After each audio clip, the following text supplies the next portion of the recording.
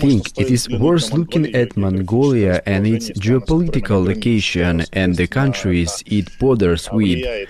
Accordingly, this affects the economic and political environment in the country. And given that the Leninist and Communist Party, which dates back in the 1920s, is in power, now both the president and the prime minister there, they are such a, so to speak, past communists.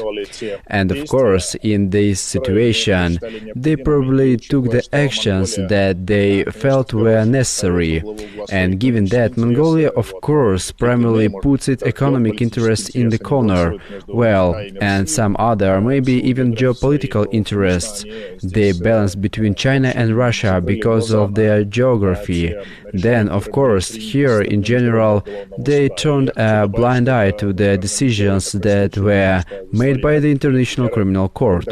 And I want to add that this is probably not the first such case, because there have been also examples in the history where arrest warrants were issued for a number of leaders of a state and they were not executed. Because, well, each country decides which ones are favorable in this situation. That is, just as, for example, countries separately, the European Union and others turn a blind eye to the war and continue to trade with the Russian Federation. They bypass it directly, they smuggle contraband. In this regards, well, Mongolia has also made some kind of a stand, although I think that if Mongolia took such a decisive action, of course, it would have a great resonance in the world.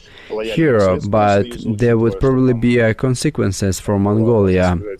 Russia is trying to find any way it can communicate with the other countries in exchange for losing certain markets in Europe, but of course Mongolia can't replace any European markets there.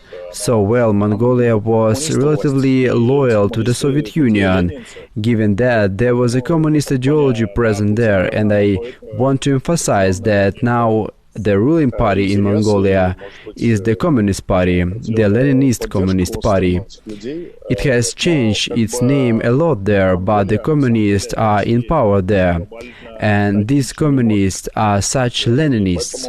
So, in that respect, yes, Putin probably finds some interest from them and maybe some support from these people.